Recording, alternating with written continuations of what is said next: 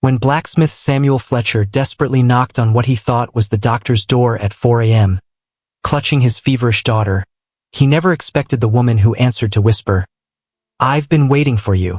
But was Catherine Brennan talking about that desperate night? Or something much deeper? The hammer fell silent in Samuel Fletcher's blacksmith shop as a child's cry pierced the Montana Territory night. Outside, Cedar Ridge slept under a blanket of stars. But inside the small room behind his forge, 3-year-old Lucy burned with fever that no amount of cool water could break. Samuel pressed his rough hand against his daughter's forehead and felt his heart sink. The heat radiating from her tiny body reminded him of the forge fires he worked with every day. But this fire threatened to take away the only family he had left. Her breathing came in short, sharp gasps that sounded nothing like the peaceful sighs she made when healthy. "Papa," Lucy whispered, her voice so small he had to lean close to hear. "It hurts." Those 2 words hit Samuel harder than any blow from his heaviest hammer. He had built this life in Cedar Ridge brick by brick, nail by nail, after his wife Mary died bringing Lucy into the world. For 3 years, he had been both father and mother, learning to braid hair with the same hands that shaped horseshoes, singing lullabies with a voice better suited for calling across the smithy yard. But tonight, all his strength meant nothing against the sickness taking hold of his little girl. Samuel gathered Lucy in his arms, wrapping her in the quilt Mary had sewn during her pregnancy. The fabric still held the faint smell of lavender from the sachets his wife had loved. As he stepped into the cold October air, the wind cut through his work shirt like a blade, but Lucy's fever made her feel like a burning coal against his chest. The main street of Cedar Ridge stretched before him, a row of wooden buildings that looked exactly alike in the darkness. Somewhere among them lived Dr. Morrison, the only man in town who might save Lucy's life. Samuel had been to the doctor's house once before, when Lucy had broken her arm falling from a fence. But that had been during daylight, when every building had its own clear shape and purpose. Now, in the hour before dawn, panic made every door look the same. Samuel's boots echoed on the wooden boardwalk as he hurried past the general store, the barber shop, and the small church where he took Lucy every Sunday. His breath came out in white puffs that disappeared as quickly as his hopes seemed to be fading. Lucy's head rolled against his shoulder, and he could feel her getting weaker with each step. "Stay with me, little bird," he whispered, using the pet name Mary had given their daughter. "Papa's going to find help." The first house he tried had no answer, despite his urgent knocking. The second belonged to the town drunk, who opened the door but could barely stand upright. At the third house, an angry voice yelled for him to go away and come back at a decent hour. Samuel felt tears freezing on his cheeks as he stood in the middle of the street, holding his dying daughter. The wind seemed to be getting stronger, cutting through his clothes and making Lucy shiver even in her fever. Above them, the stars looked cold and distant, offering no comfort to a desperate father who was running out of hope. Then he saw it, a warm light glowing in the window of a small house at the end of the street. Someone was awake. Someone might help. Samuel ran toward the light, his heart pounding so hard it seemed to echo his footsteps. Lucy's breathing had become so shallow, he could barely feel it against his neck. As he reached the door, he noticed the paint was fresh and the small garden in front was carefully tended, even this late in the season. His knock came out harder than he intended, the sound sharp enough to wake the dead. But he didn't care about being polite anymore. His daughter was slipping away, and this might be his last chance to save her. The door opened, and Samuel found himself looking at a woman with auburn hair hastily pinned up and green eyes that seemed to take in everything at once. She wore a simple brown dress with a wool shawl pulled tight around her shoulders. But there was something in her face that made Samuel think of sunrise after the darkest night. "Please," he gasped before she could speak. "My daughter. She's burning up. I can't find the doctor." The woman's eyes moved to the bundle in his arms, and her expression changed from surprise to something Samuel couldn't quite name. For a moment that felt like forever, she stood perfectly still, studying Lucy's flushed face and hearing her labored breathing. Then she stepped back and opened the door wider. "Bring her inside," she said, and her voice carried a calm certainty that made Samuel's knees weak with relief. Quickly now. Catherine Brennan had been sitting by her window for over an hour, watching the empty street and thinking about ghosts. Not the kind that rattled chains or moaned in the walls, but the quieter ghosts that lived in the spaces between heartbeats. The memory of her husband's laugh, the echo of footsteps that would never come home again. She had given up trying to sleep after the dreams came again. Always the same dream. James walking through the door, hanging his hat on the peg by the entrance, calling her name the way he used to when he came home from his job at the mining office. In the dream, she would run to him, and he would sweep her up in his arms, and the past 2 years of loneliness would disappear like morning frost. Then she would wake up to an empty house and remember that James was buried in the cemetery on the hill, along with all their plans for children and growing old together. So she sat by the window instead, mending clothes by lamplight and watching the world sleep around her. It was during these quiet hours that she had first noticed the blacksmith, who walked past her house every morning on his way to work. He always carried himself with purpose, his shoulders straight despite whatever burden he carried. Sometimes she saw him with a little girl who skipped beside him, chattering in the way children do when the whole world feels magical. Catherine had never spoken to either of them, but she found herself looking forward to those brief glimpses of life continuing beyond her own small circle of grief. The desperate knocking at her door shattered the night's stillness like glass breaking. Catherine's first instinct was to pretend she hadn't heard it. Proper ladies didn't answer their doors to strangers in the dark hours before dawn.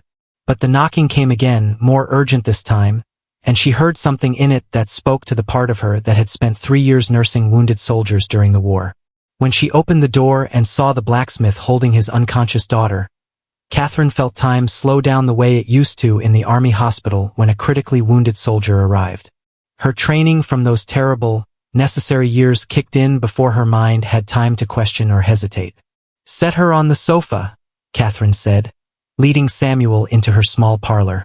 The room felt different with other people in it, warmer somehow, as if it had been waiting for voices other than her own. Lucy was small for 3 years old, with her father's dark hair but delicate features that must have come from her mother. Her cheeks burned red with fever, and her breathing was fast and shallow. Catherine placed her hand on the child's forehead and felt the dangerous heat that meant they were fighting against time. "What's her name?" Catherine asked, already moving toward her kitchen where she kept the supplies that had saved lives during the war. "Lucy," Samuel answered, and Catherine heard how the name caught in his throat. "Lucy," Catherine repeated softly, sitting beside the child and smoothing her damp hair back. Such a pretty name for such a brave girl. As Catherine worked, she felt Samuel watching her every movement. She prepared willow bark tea to bring down the fever, mixed cool water with vinegar for compresses, and arranged Lucy's small body so her breathing would come easier. Her hands moved with the confidence of someone who had learned to heal in places where doctors were too few and emergencies too many. "You know what you're doing," Samuel said quietly. "I was a nurse during the war," Catherine replied, wringing out a cloth in cool water. "In Virginia, mostly. I learned that fever is like fire, you have to respect it, but you don't have to let it win." She placed the compress on Lucy's forehead and watched as the child's breathing began to slow and deepen. It was a good sign, but they weren't safe yet. "She's going to be all right," Catherine said, and meant it. "But we need to keep the fever down through the night." Samuel sank into the chair across from her, and Catherine saw exhaustion hit him like a physical blow. His hands shook as he ran them through his dark hair, and she realized he had probably been caring for Lucy alone for days, maybe weeks. "I don't even know your name," Samuel said suddenly, as if just realizing they were strangers sharing the most intimate kind of trust. "Catherine Brennan," she replied, adjusting Lucy's blanket. "I live alone here, have for about 2 years now. I'm Samuel Fletcher. Lucy and we live above the blacksmith shop on Main Street."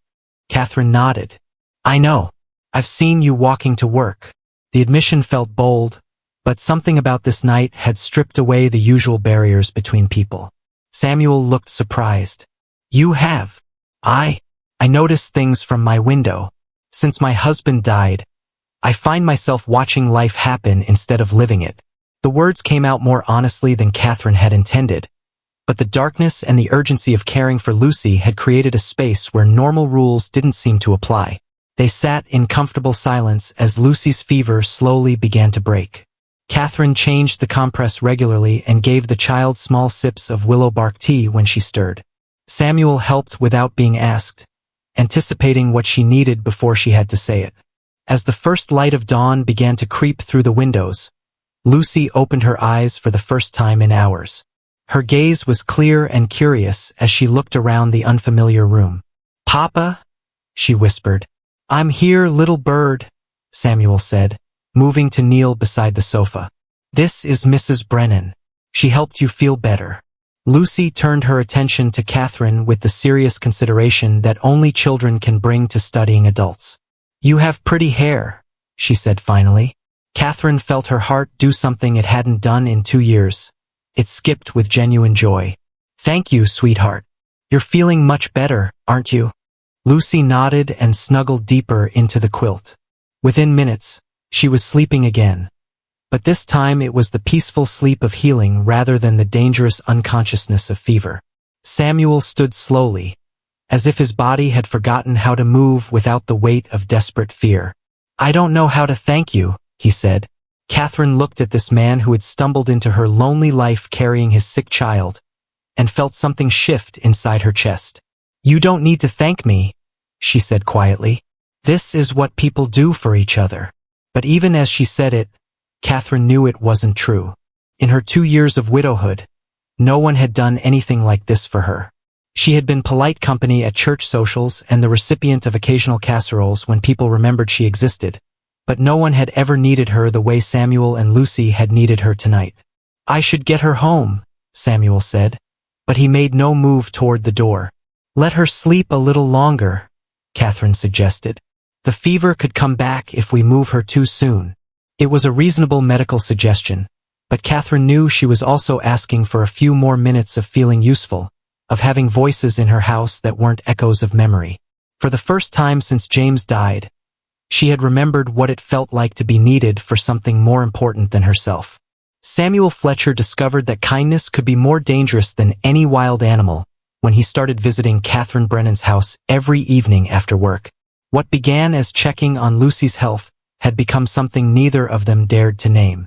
3 weeks had passed since that desperate night, and Lucy had recovered completely. She now ran around Catherine's small garden, chasing butterflies and picking the last flowers of autumn, while the adults sat on the front porch. Catherine had sewn Lucy a new dress from fabric she'd been saving, and the little girl wore it like armor against the world. "Tell me about the war again," Samuel said, settling into the wooden chair Catherine had brought outside for him. His blacksmith's hands, permanently stained with soot and calluses, looked strange holding the delicate teacup she always prepared for their visits. Catherine's fingers paused in their mending. "It wasn't the kind of thing people usually want to hear about." "I want to hear everything about you," Samuel said quietly, then felt his face grow warm at his own boldness. She looked up from her sewing, and Samuel caught something in her green eyes that made his heart race faster than any physical labor ever had. "I was 17 when I started nursing, younger than most girls who did that work. The hospitals in Virginia they were places where boys became men very quickly, and where girls like me learned that life is more fragile than anyone wants to believe." Lucy's laughter drifted across the garden as she discovered a caterpillar on a leaf. The sound made both adults smile, creating a bridge between the darkness Catherine remembered and the light they were building together. "I met James at one of those hospitals," Catherine continued. "He was a clerk, keeping records of supplies and medicine. He used to bring me books to read during my breaks. Poetry, mostly. He said if I was going to spend my days surrounded by suffering, I needed something beautiful to balance it out." Samuel felt a strange mix of gratitude and jealousy toward a man he had never met. Grateful because James had loved Catherine well enough to leave her with confidence in herself, but jealous because someone else had seen her worth first. "Do you miss him?" Samuel asked, though he wasn't sure he wanted to hear the answer. "Every day," Catherine said simply. But missing someone doesn't mean you stop living. James taught me that too. During the war, he used to say that the best way to honor the dead was to make sure their love didn't die with them. Samuel leaned forward in his chair. What do you think he would say about this? About us spending time together? Catherine set down her mending and looked directly at him. I think he would say that love isn't something you use up. It's something that grows when you share it. The words hung between them like a bridge waiting to be crossed. Samuel felt his chest tighten with feelings he hadn't experienced since Mary died. But before he could respond, Lucy came running up the porch steps with dirt on her new dress and a handful of dandelions. "Look what I found," she announced, thrusting the yellow flowers toward Catherine. "They're for you because you're pretty and nice and you make the best cookies in the whole world." Catherine accepted the wilted bouquet as if it were made of gold. "They're beautiful, sweetheart. Should we put them in water?" As Catherine and Lucy went inside to find a jar for the flowers, Samuel remained on the porch, staring at the mountains that surrounded Cedar Ridge. The peaks were already snow-capped, warning that winter would come early this year. He thought about the cold months ahead, about long evenings by his forge with only Lucy for company, and felt something close to panic at the idea of returning to his old life. When Catherine came back outside, Lucy had convinced her to braid her hair with ribbons. The sight of them together, his daughter and this woman who had appeared in their lives like an answer to a prayer he hadn't known he was praying, made Samuel's throat tight with emotion. "Catherine," he said, and her name felt different in his mouth now, more important somehow. "I need to tell you something." She settled back into her chair, giving him her full attention in the way that had first made him feel truly seen. "I haven't been the same since that night," Samuel began.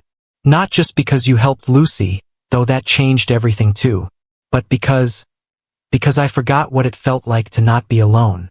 Catherine's hands stilled in Lucy's hair. "Samuel, I know it's too soon," he rushed on. "I know people will talk, and I know you probably need more time.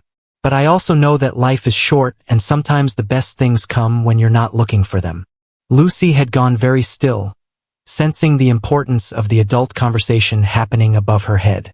Catherine's eyes never left Samuel's face as he struggled to find words for feelings that seemed too large for language. "What I'm trying to say is, I think I'm falling in love with you," Samuel finished quietly, "and I don't know what to do about it." The silence that followed felt enormous. A hawk cried somewhere in the distance, and the wind rustled through the cottonwood trees that lined Catherine's street. Samuel wondered if he had just destroyed the best thing that had happened to him in years. Then Catherine smiled, and it was like watching the sun rise after the longest night of winter. "I think," she said carefully, "that maybe we should stop pretending this is just about checking on Lucy's health." Samuel felt relief flood through him so powerfully that his hands shook. "So what do we do now?" Catherine looked down at Lucy, who was pretending not to listen while clearly hanging on every word. "Now we figure out how to be a family, if that's what you want." "More than anything," Samuel said, and meant it with every part of his heart. But neither of them noticed Mrs. Hutchins walking past on the other side of the street, her sharp eyes taking in every detail of their intimate conversation on the porch. Mrs. Evelyn Hutchins had built her reputation in Cedar Ridge on knowing everyone's business before they knew it themselves, and the sight of Samuel Fletcher holding hands with the widow Brennan on her front porch was the most scandalous thing she had witnessed in months. By Sunday morning, the news had spread through town faster than smoke from a prairie fire. Mrs. Hutchins made sure of it, stopping by every house between her own and the church to share what she called a matter of grave concern for our community's moral standards. "I saw them with my own eyes," she announced to Mrs. Patterson while they arranged flowers for the altar. "Sitting together like an old married couple, and that child running around calling her Aunt Catherine, as if they were already family. It's unseemly is what it is." Mrs. Patterson, who had always been kind to Catherine, frowned. "But surely there's nothing wrong with friendship. The poor woman has been alone for so long." "Friendship?" Mrs. Hutchins snorted. "Is that what they're calling it when a man spends every evening at an unmarried woman's house? When they sit on her porch for all the world to see, carrying on like sweethearts? That's not friendship, Margaret. That's courting without proper supervision. And it reflects poorly on all of us. Samuel felt the change in town the moment he walked into Morrison's general store that Monday morning. Conversations stopped when he entered, and people who usually greeted him with friendly nods suddenly found their shoes very interesting. When he approached the counter to buy sugar for Lucy's breakfast, Mr. Morrison's usual smile was nowhere to be found. "Morning, Morrison," Samuel said, setting his money on the wooden counter. "Fletcher." The storekeeper's voice was cooler than the October air. "I hear you've been keeping unusual company lately." Samuel's jaw tightened. "I don't know what you mean." "Course you don't." Morrison bagged the sugar with more force than necessary. "Just seems to me a man with a young daughter to raise might want to be more careful about the example he sets. People talk, you know. Let them talk," Samuel replied evenly, though his hands clenched into fists at his sides. "Easy enough to say when it's not your reputation suffering," Morrison said. "But Mrs. Brennan's a respectable widow. She doesn't deserve to have her good name dragged through the mud because you can't conduct your affairs properly." Samuel left the store with his purchases and a burning anger that made him want to hit something. But as he walked toward his smithy, he noticed other changes too. Customers who usually stopped by with work were nowhere to be seen. The pile of horseshoes he'd made for the livery stable still sat untouched where he'd left them 3 days ago. By the time he reached his forge, Samuel understood that Mrs. Hutchins hadn't just attacked his reputation. She had threatened his livelihood. Meanwhile, Catherine faced her own battles at the dressmaker's shop, where she did piecework to earn money. Mrs. Collins, the shop owner, met her at the door with a tight expression and a bundle of unfinished work. "I'm sorry, Catherine," Mrs. Collins said, not sounding sorry at all. "But I can't have you working here anymore. Some of my customers have expressed concerns about your recent behavior. I can't afford to lose their business." Catherine felt the words hit her like physical blows. "My behavior? I helped a sick child. How is that wrong?" "It's not about the child, dear," Mrs. Collins replied in the tone people use when they're about to say something cruel while pretending to be kind. "It's about the appearance of impropriety. A woman in your position needs to be above suspicion. And frankly, entertaining gentlemen callers every evening doesn't look proper." "He's not a gentleman caller," Catherine protested. He's... But she couldn't finish the sentence because she didn't have words for what Samuel was becoming to her. More than a friend, but not yet officially anything else. In the space between those definitions, Mrs. Hutchins had found room to plant doubt and judgment. Catherine walked home with her dignity intact but her future uncertain. Without the income from sewing, she would have to find another way to survive. And in a town where reputation mattered more than truth, that was becoming harder every day. That evening, Samuel arrived at Catherine's house to find her sitting on her porch steps instead of in her usual chair. Lucy ran to greet him as always, but Catherine's smile seemed forced. "What's wrong?" Samuel asked, settling beside her on the steps. "Mrs. Collins let me go today," Catherine said quietly. "She said my reputation was affecting her business." Samuel felt rage build in his chest like steam in a kettle. "This is my fault. I should have been more careful, more." "More what?" Catherine interrupted. "More secretive? More ashamed of caring about someone?" "No," Samuel said firmly. "But maybe I should have thought about how this would affect you before I..." "Before you what?" "Before you saved my life by giving me something to care about again." Catherine turned to face him fully. "Samuel, I was dying in this house. Not physically, but inside where it counts. You and Lucy brought me back to life. I won't apologize for that, no matter what Mrs. Hutchins thinks." Lucy, who had been playing nearby, suddenly ran over and climbed into Catherine's lap. "Why are you sad, Aunt Catherine? Did someone hurt your feelings?" Catherine hugged the little girl close. "Sometimes grown-ups make things more complicated than they need to be, sweetheart. Are you going to stop being our friend because of the mean people?"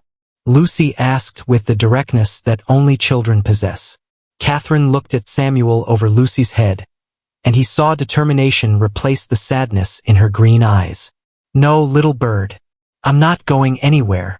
But as Samuel walked home that night, he wondered how long their resolve would last against a town determined to tear them apart. The confrontation that would change everything started with a child's innocent question in the middle of Cedar Ridge's busiest street. Lucy tugged on Catherine's skirt as they walked past the post office and asked loudly enough for half the town to hear, "When are you going to marry my papa and be my real mama?" Mrs. Hutchins, who had been waiting for exactly this kind of moment, stepped directly into their path like a mountain blocking a river. Her black dress and stern expression made her look like a judge ready to pass sentence on the guilty. "Well, well," Mrs. Hutchins said, her voice carrying across the wooden boardwalk to where other townspeople had stopped to watch. "I suppose the child knows what the adults are too dishonest to admit." Catherine felt Lucy press closer to her side, confused by the anger in the woman's voice. "Mrs. Hutchins," Catherine said carefully, "Lucy is just a little girl. She doesn't understand." "Oh, I think she understands perfectly," Mrs. Hutchins interrupted, her words sharp as broken glass. "Children always know when something shameful is happening in their lives. Poor thing probably thinks it's normal for her father to spend his nights at an unmarried woman's house." A small crowd had gathered now, drawn by the raised voices and the promise of drama. Catherine recognized faces from church, from the general store, from the quiet life she had tried to rebuild after James died. Some looked uncomfortable with Mrs. Hutchins' attack, but none stepped forward to defend her. "That's enough," Catherine said, her nurse's training helping her keep her voice steady despite the anger building in her chest. "Lucy, why don't you go look at the pretty ribbons in Mrs. Patterson's shop window?" But Lucy, with the stubbornness she had inherited from her father, planted her feet firmly on the boardwalk.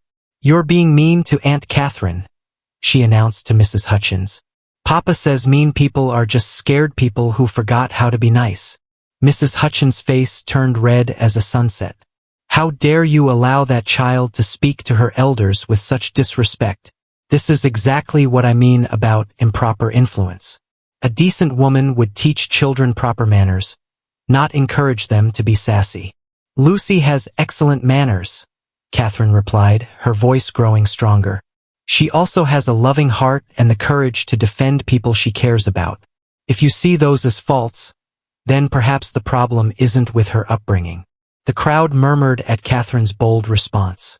Mrs. Hutchins had expected shame and apologies, not defiance from the quiet widow who usually kept to herself. "The problem," Mrs. Hutchins said, stepping closer until Catherine could smell the lavender soap she used, "is that you've forgotten your place.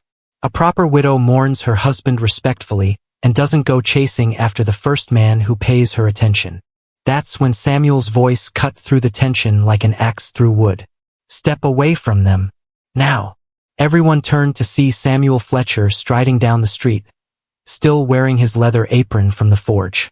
Coal dust streaked his face and arms, but his dark eyes burned with a fury that made even Mrs. Hutchins take a step backward. "Samuel Fletcher," Mrs. Hutchins said, trying to regain her commanding tone. "How convenient of you to arrive.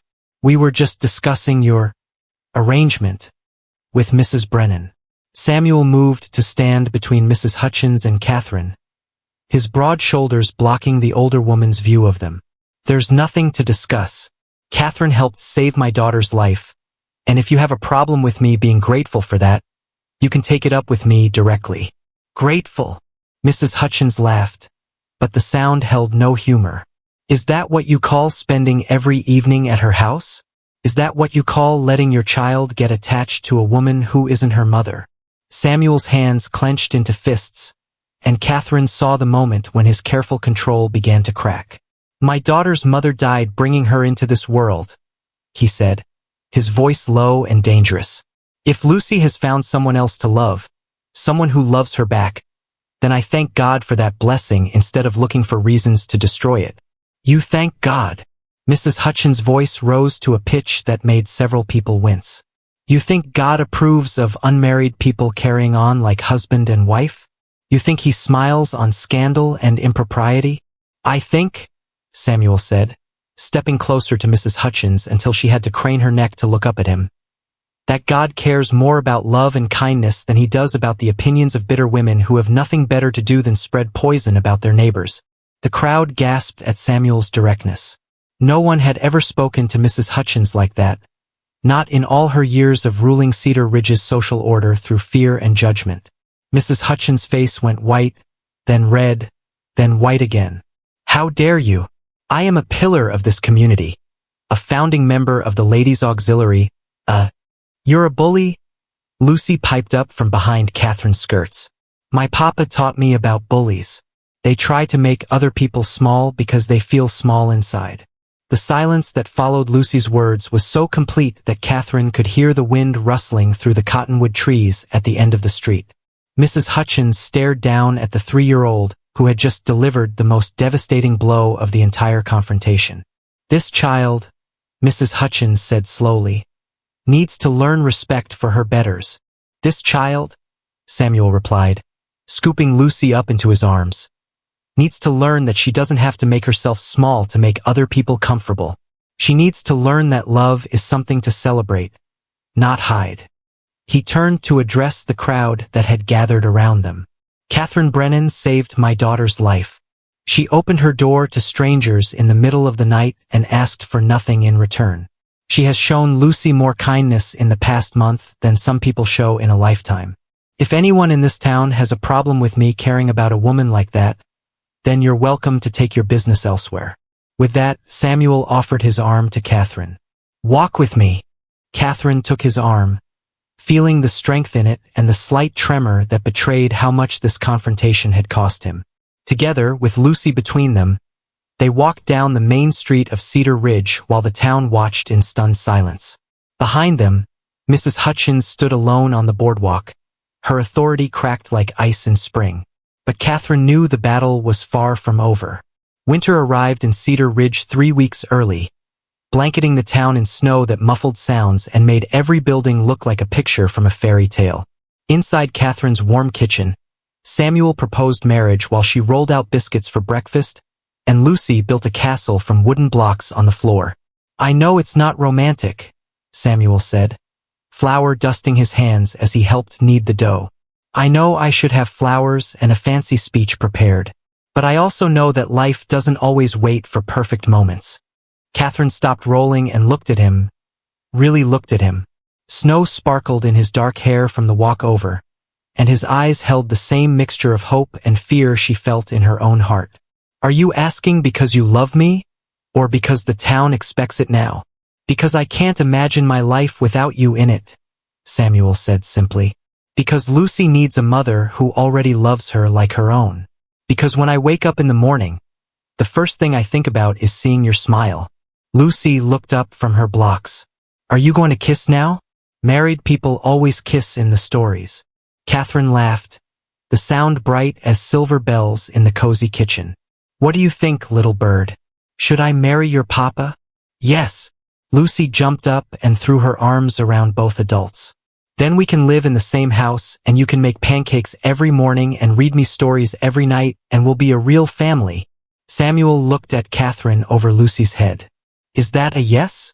"That's a yes," Catherine whispered, and when he kissed her, it tasted like flour and hope and the promise of spring after the longest winter. But their happiness was interrupted by urgent knocking at the front door. Samuel opened it to find Dr. Morrison, the town's physician, standing in the swirling snow with his medical bag and a grim expression. "Fletcher, thank God you're here," Dr. Morrison said, stepping inside and stamping snow off his boots. "There's been an accident at the mine. Cave-in trapped 6 men, and 2 are hurt bad. I need every pair of skilled hands I can get." Samuel was already reaching for his coat.